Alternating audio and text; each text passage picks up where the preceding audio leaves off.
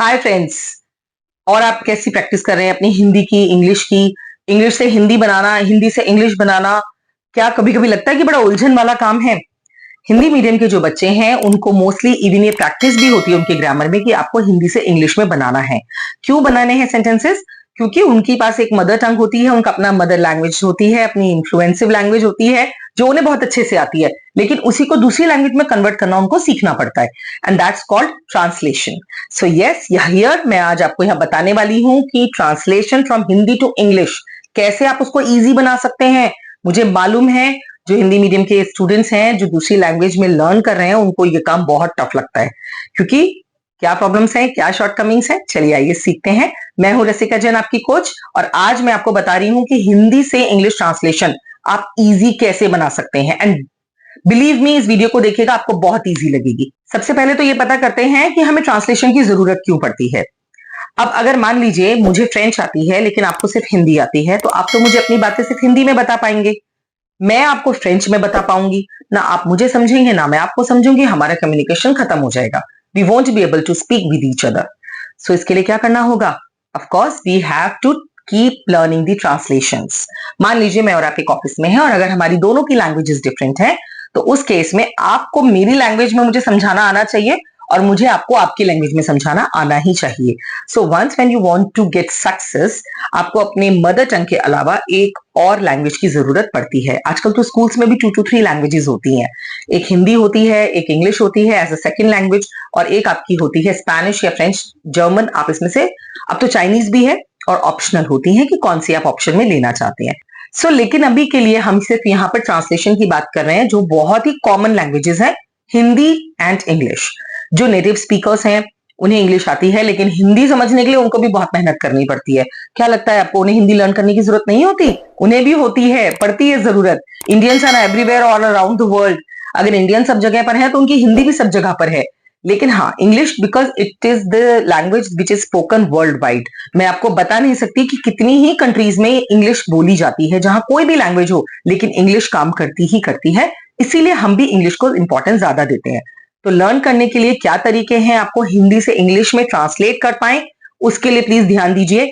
हमें क्यों चाहिए? हमें अपने आइडियाज एक्सचेंज करने के लिए, अपने एक्सप्रेशंस शेयर करने के लिए, एक दूसरे से बात समझने के लिए। दो डिफरेंट लैंग्वेजेस वाले लोग एक दूसरे की बात को समझे, इसके लिए हमें ट्रांसलेशंस की जरूरत पड़ती है। हिंदी से इंग्लिश में ट्रांसलेट करने के लिए सबसे पहले जो आपको आना चाहिए वो है वोकैबुलरी।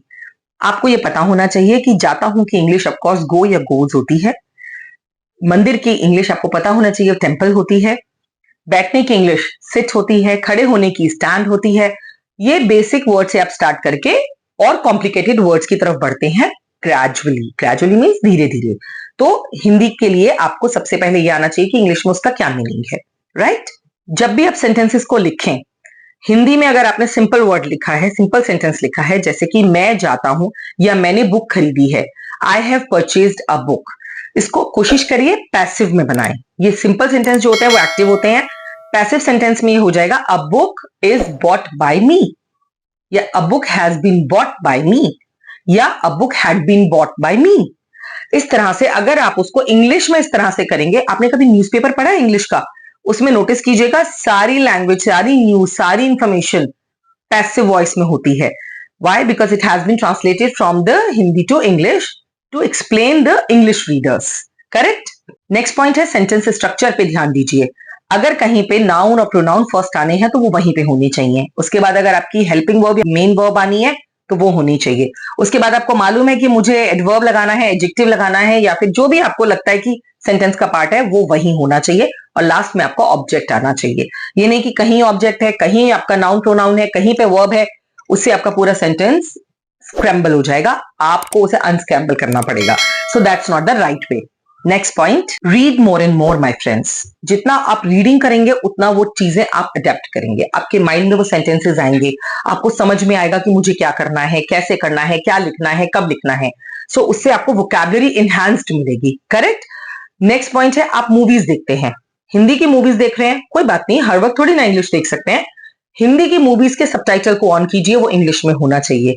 आपको पता भी नहीं चलेगा कि पूरी उस 2 ढाई घंटे या 3 घंटे की मूवी में आपने कितने सारे इंग्लिश के वर्ड्स लर्न कर लिए। मैं भी ऐसा करती हूँ, अभी तक भी करती हूँ क्योंकि मुझे इंटरेस्ट आता है।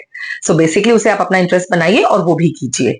अपने सेंटेंसेस को क्रिस्प रखिए, जो कहना चाहते हैं वो ही लिखिए, एक्स्ट्रा वर्ड्स ऐड मत कीजिए। दूसरा, आपको कभी भी एब्रीविएशंस या शॉर्ट फॉर्म्स अपने सेंटेंसेस में यूज नहीं करनी चाहिए। उसे यूज करने से आपके सेंटेंस का मर्म चला जाता है, उसका मीनिंग खत्म हो जाता है, सामने वाले को क्लियर नहीं होता है। ग्रामर को रटने की बजाय उसके बेसिक टर्म्स को समझिए और उनमें से क्या क्या वर्ड्स आपको यूज करने हैं वो आप जरूर लर्न कीजिए। अगर आपको ग्रामर के बेसिक्स पता होंगे तो आप कहीं पर भी मिस्टेक्स कमिट नहीं करेंगे।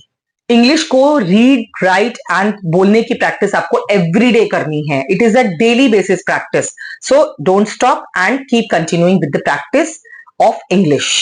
Surround your self with English. अपने आप को इंग्लिश से घेर लीजिए, पढ़ने में, लिखने में, बोलने में, सुनने में। जितना ज्यादा सुनेंगे, पढ़ेंगे, लिखेंगे या फिर जितना ज्यादा आप इंग्लिश के कांटेक्ट में रहेंगे, उतनी ज्यादा आपको इंग्लिश आएगी, उतनी ज्यादा आपकी वोकैबुलरी इनहैंस होगी। सो आई होप आपको ट्रांसलेशन का ये पता लग गया होगा। जब आपको ये चीजें आएंगी तो ट्रांसलेशन करने में कोई प्रॉब्लम नहीं आएगी। आपका एक सेंटेंस आपको पता चलेगा कि इसका तो नाउन भी पता है मुझे, इस हिंदी का मुझे वर्ब पता है, इसका मुझे ऑब्जेक्ट पता है, तो उसकी इंग्लिश मालूम है and I am able to make the sentence clearly. आज आप सेंटेंसेस बनाएंगे, फिर आप पैराग्राफ्स बनाएंगे, फिर आप एसेज लिखेंगे and then one day you will reach that you will write the blogs and you will write the essays also. I hope you are doing really good, friends. Take care. Bye bye. Thanks for watching. Subscribe to our channel.